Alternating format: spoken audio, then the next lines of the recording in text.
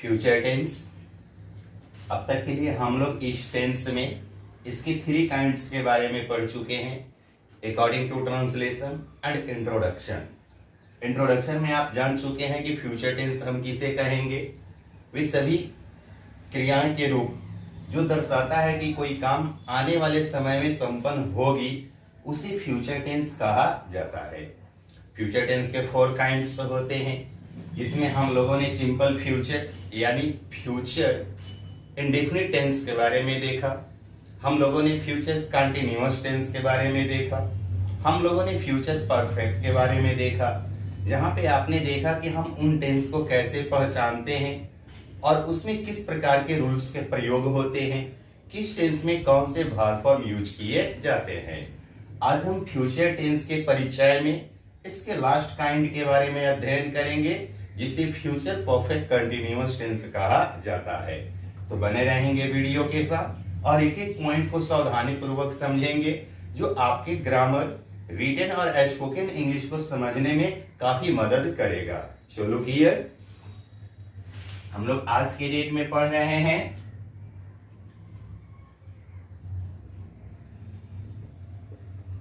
Future perfect continuous tense.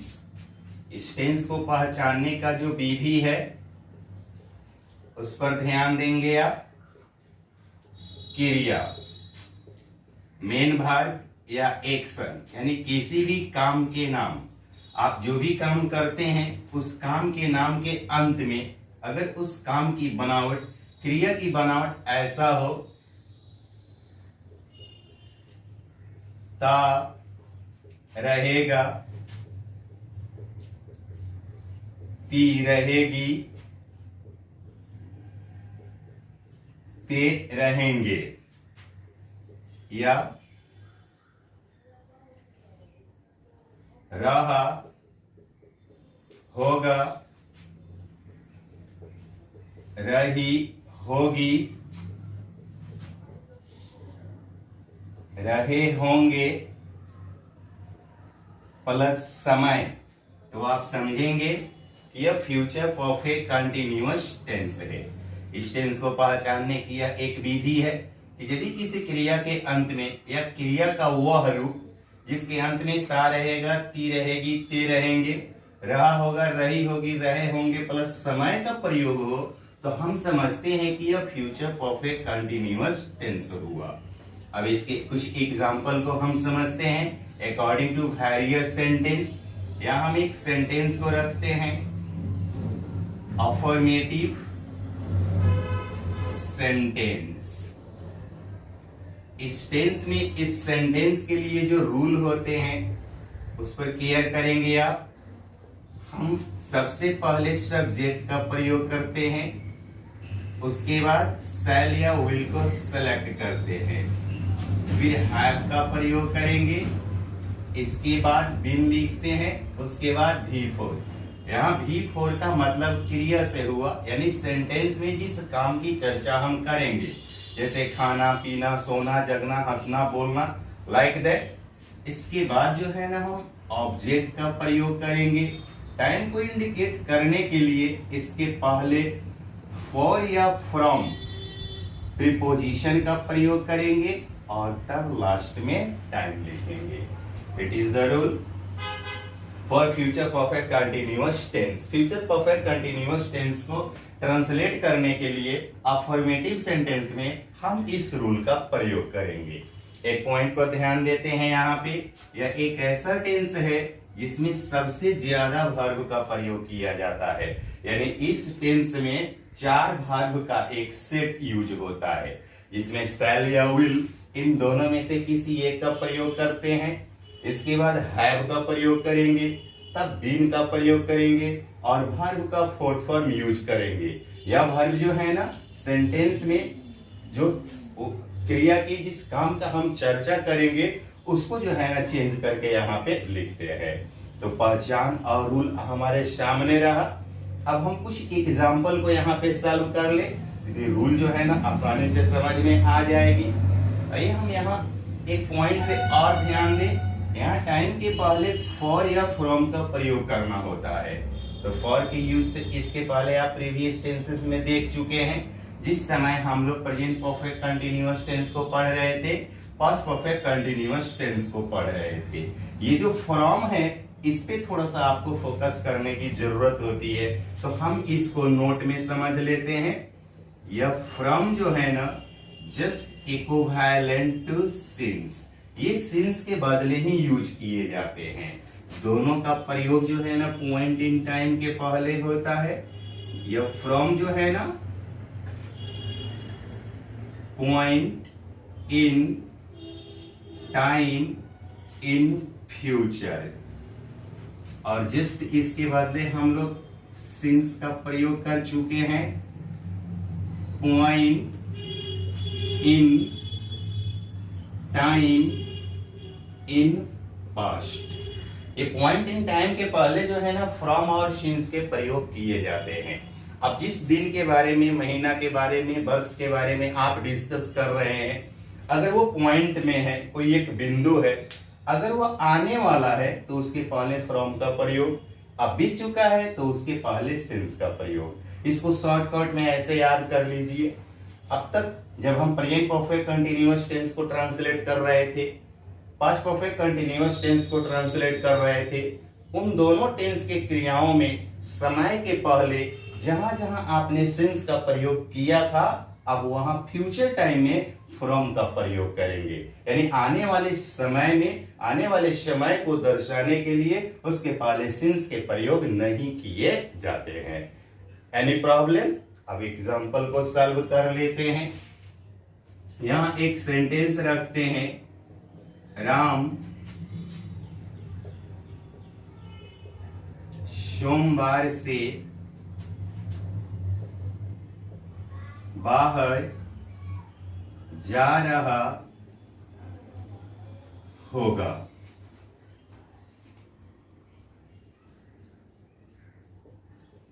हम लोग जनवरी से मैच खेल रहे होंगे। आप 10 बजे से उसका इंतजार कर रहे होंगे, इत्यादि।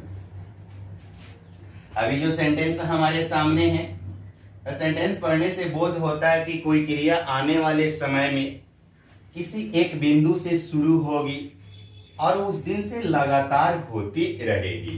इसमें कुछ फॉर के लिए भी एग्जांपल को चेंज कर लेते हैं। जैसे मान लीजिए 10 बजे से है, तो इसको आप 10 घंटा से समझ लीजिए। राम, आप 10 घंटा से उसका इंतजार कर रहे होंगे।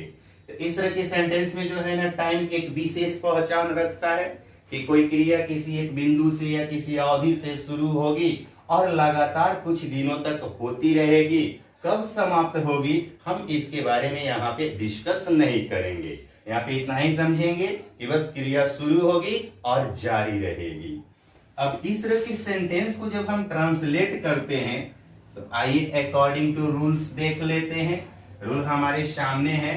सबसे पहले subject, select shall or will according to subject, after that have been before object, select for or from according to period of time and point in time, after that time। Full stop से sentence को यहाँ end करते हैं क्योंकि यह सभी example जो है ना अफर्मेटिव सेंटेंस से लिए गए हैं और ये जो आपका रूल है ये अफर्मेटिव सेंटेंस का है। तो इन सेंटेंस को ट्रांसलेट कर लें। राम सोमवार से बाहर जा रहा होगा। Ram will have been going out। सोमवार से from Monday। जैसे इसके पहले आप लिखे थे राम सोमवार से बाहर जा रहा है, in present since Monday. Ram सोमवार से बाहर जा रहा था, in past since Monday. Ram सोमवार से बाहर जा रहा होगा, यह सोमवार अभी आने वाला है। इट मीन्स ये फ्यूचर टाइम है और इसके पहले हम फ्रॉम का प्रयोग करते हैं। हम लोग जनवरी से मैच खेल रहे होंगे, हम लोग we shall have been playing the match. कब से? जनवरी से।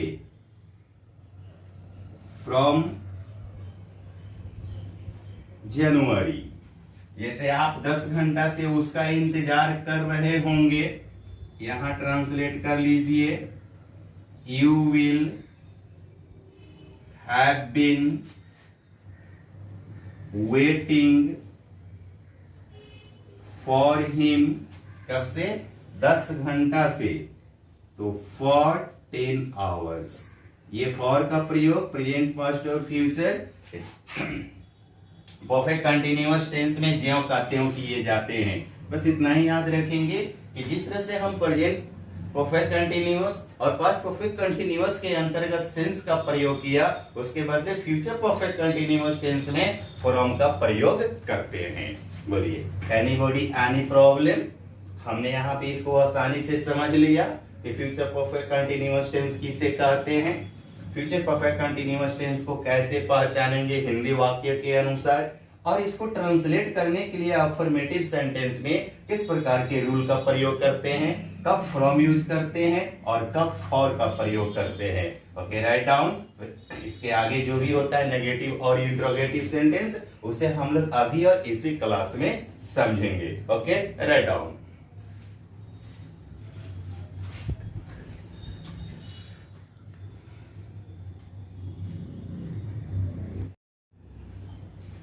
अब जो हमारा एग्जाम्पल होगा, हम इसे नेगेटिव सेंटेंस में रखेंगे।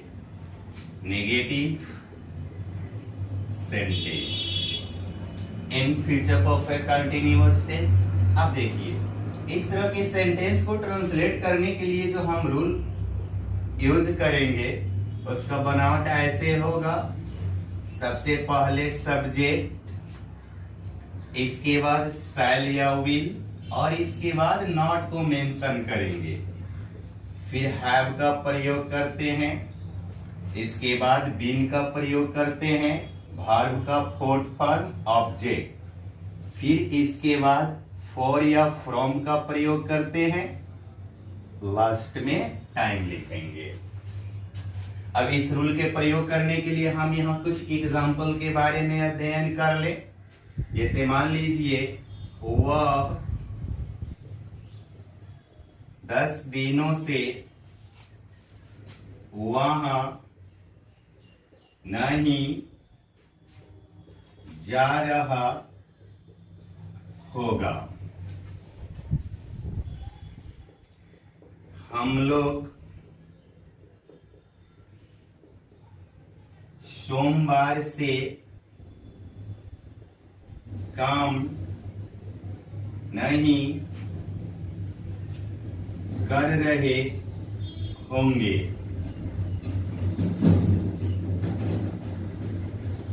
श्याम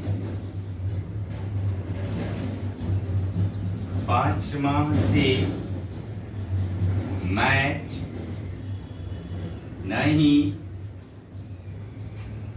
खेल रहा होगा।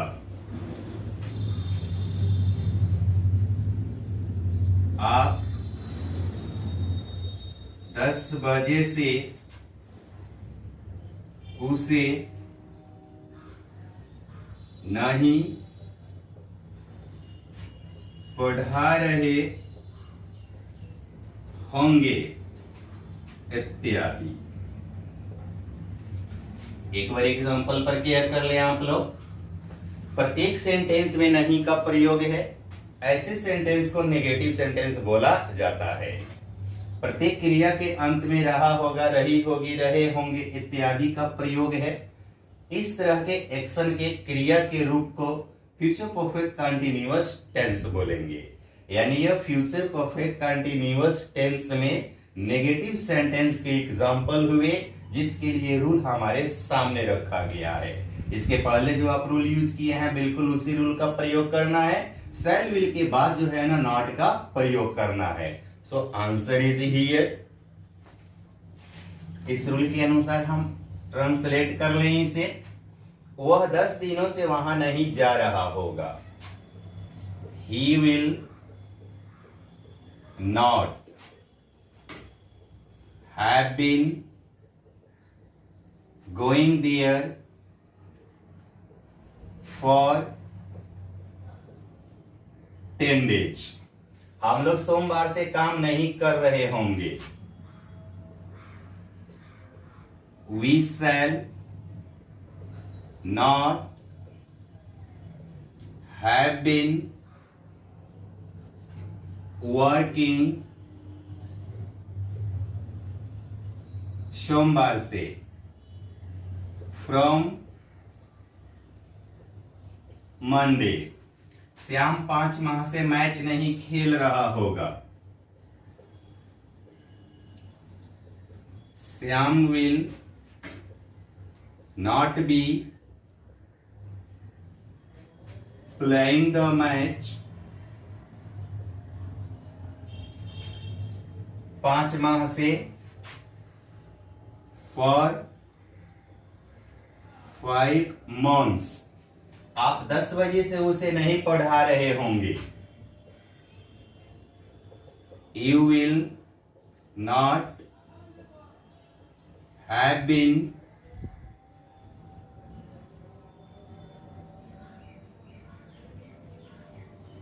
teaching him 10 बजे से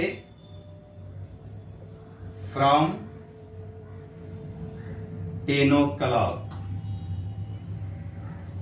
इत्यादि। प्रत्येक सेंटेंस के एग्जाम्पल आपके सामने हुए।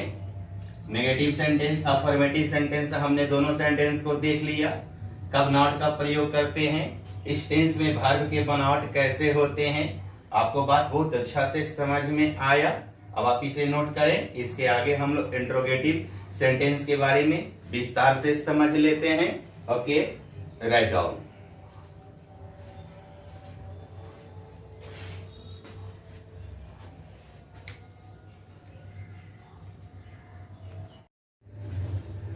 अब हमारा जो एग्जाम्पल होगा वह इंट्रोगेटिव सेंटेंस से होगा। आप इंट्रोगेटिव सेंटेंस को भली भांति जानते हैं। The sentence which expresses question is called interrogative sentence. वे सभी सेंटेंस जिसे पढ़ने से, लिखने से, बोलने से और सुनने से यह बोध हो कि हमसे कुछ पूछा गया, इसे इंट्रोगेटिव सेंटेंस कहते हैं। अब इसे हम दो प्रकार से समझेंगे। सबसे पहले हम लोग देख ले according to yes no question. Yes no question, यह वह प्रश्न है जिसका आंसर हम हाँ या ना में दे सकते हैं। यह हमेशा क्या से शुरू होते हैं हिंदी वाक्य के अनुसार। इस तरह के सेंटेंस को जब हम ट्रांसलेट करेंगे तो सबसे पहले शैल या विल का प्रयोग कर लेंगे। इसके बाद सब्जेक्ट। अगर सेंटेंस में नॉट का नेगेटिव हो, नहीं का प्रयोग हो, तो नॉट को मेंशन करेंगे, वरना छोड़ देंगे। इसके बाद हैव का प्रयोग करेंगे, फिर बीन का प्रयोग करेंगे, वर्ब का फोर्थ फॉर्म, ऑब्जेक्ट। इसके बाद फॉर या फ्रॉम का प्रयोग करते हैं। लास्ट में टाइम और क्वेश्चन मार्क का प्रयोग करेंगे।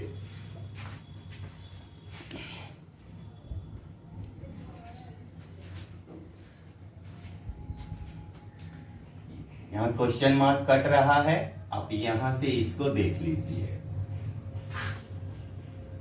V4, इसके बाद ऑब्जेक्ट, फिर इसके बाद फॉर या फ्रॉम का प्रयोग करेंगे, लास्ट में टाइम और क्वेश्चन मार्क का प्रयोग करेंगे।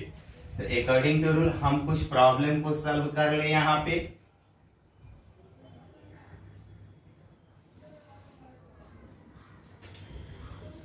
आप अपने हिंदी वाक्य को यहां देखेंगे, क्या वह 10 दिनों से आपको बुला रहा होगा? क्या हम लोग जनवरी से मैच नहीं खेल रहे होंगे? क्या सीता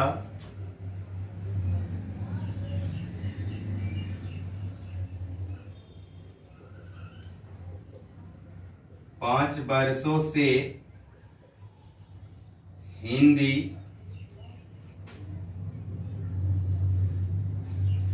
पढ़ रही होगी? इत्यादि। तो अभी जो आप एग्जाम्पल देख रहे हैं ये सब हमारे हिंदी सेंटेंस से लिए गए हैं। प्रत्येक सेंटेंस पढ़ने से बोध होता है कि हमसे कुछ पूछा गया, प्रश्न किया गया।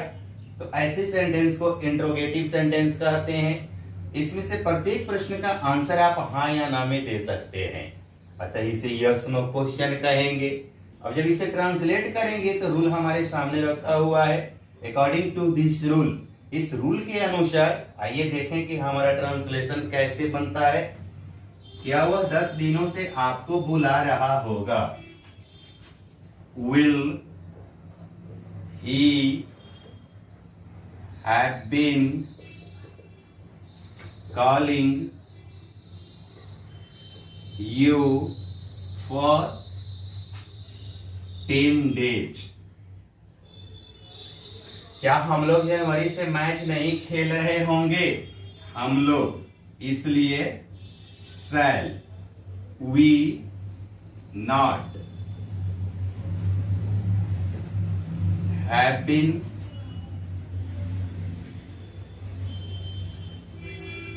playing the match? कब से? जनवरी से। हमारा आंसर होता है फ्रॉम जनवरी। या सीता 5 वर्षों से हिंदी पढ़ रही होगी? विल सीता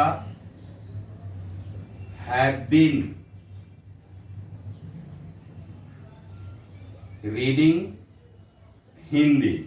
कब से? 5 वर्षों से। फॉर 5 years इत्यादि। Anybody any problem? राइट। अब इस तरह के सेंटेंस को आप आसानी से ट्रांसलेट कर सकते हैं। Okay, write down. इसके बाद हम लोग इसके सेकंड विंग के बारे में देख ले, जहां WH क्वेश्चन के रूल्स को समझ लेते हैं। Okay, write down.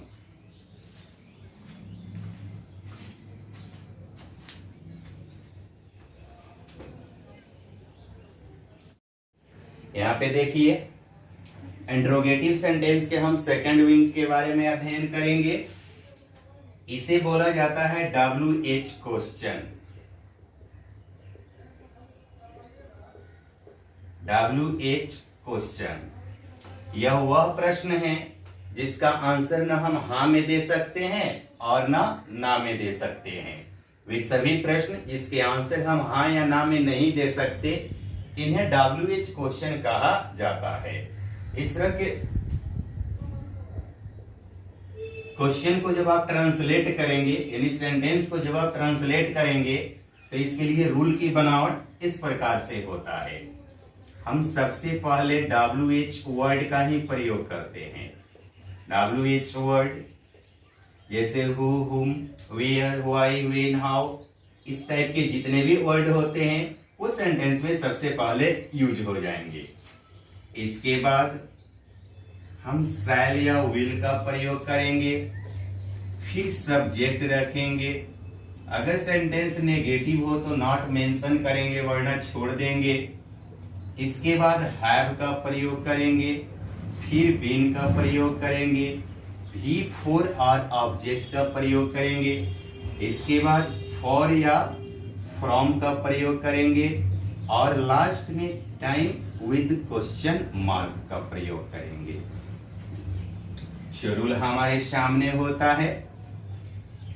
अब इस तरह के रूल को प्रयोग करने के लिए हम लोग कुछ हिंदी वाक्य को देख ले, जिसे ट्रांसलेट कर लेंगे बड़ी आसानी से हम लोग। सो लुक हियर, एच मान लीजिए वह क्यों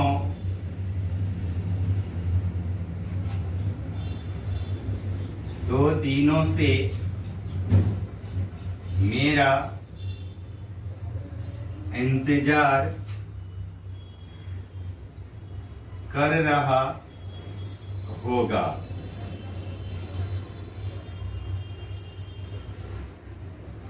हम लोग 2 बजे से कहाँ हिंदी पढ़ रहे होंगे। श्याम 10 माह से उसे कैसे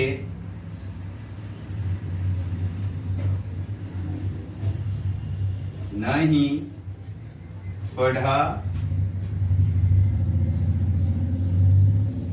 रहा होगा, इत्यादि। तो अभी जो एग्जाम्पल आपके सामने है, ये सब हमारे हिंदी वाक्य से लिए गए हैं, यानी हिंदी में आप देख रहे हैं क्रिया के बनावट कैसे हैं। ये प्रत्येक सेंटेंस को पढ़ने से, लिखने से, बोलने से या सुनने से या बोध हो रहा है कि हमसे कुछ पूछा जा रहा है, तो समझिए इसे हम इंट्रोगेटिव सेंटेंस बोलते हैं। इसमें से किसी भी प्रश्न का आंसर ना आप हाँ में दे सकते हैं और ना में दे सकते हैं। ऐसे प्रश्न को WH क्वेश्चन बोलते हैं।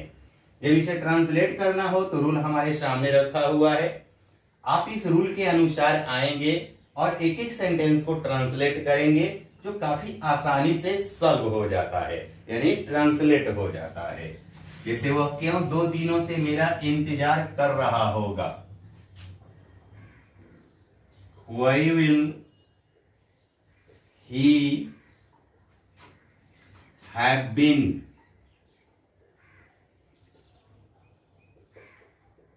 waiting for me 2 दिनों से for 2 days। हम लोग 2 बजे से कहाँ हिंदी पढ़ रहे होंगे, कहाँ? Where shall we have been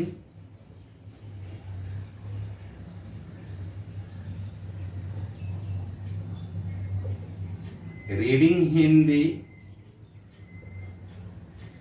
2 बजे से।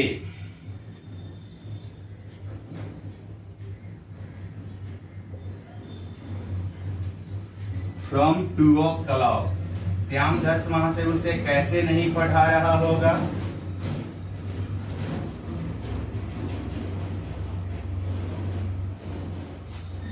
How will Shyam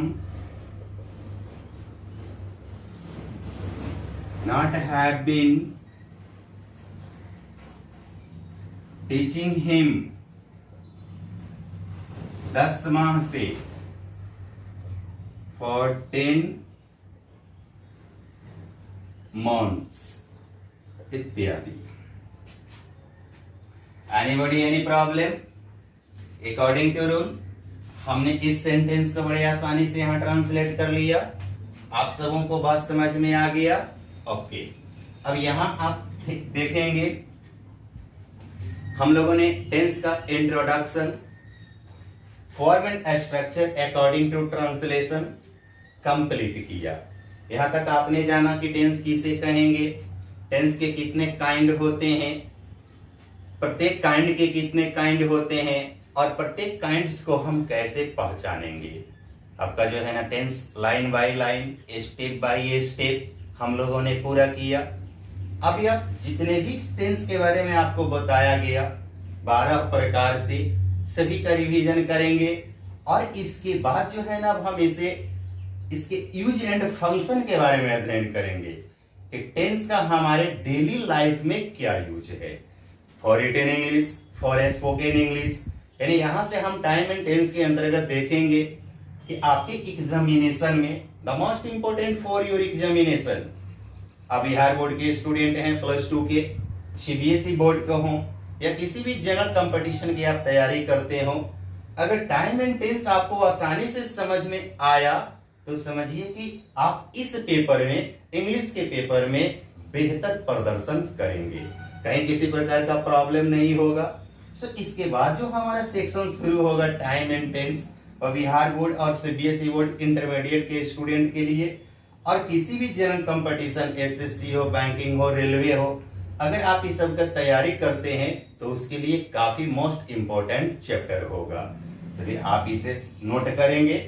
और सबसे पहले जो भी टेंस को आपने ट्रांसलेशन के रूप से देखा, आप इसे प्रत्येक दिन ट्रांसलेशन के रूप से प्रैक्टिस करेंगे।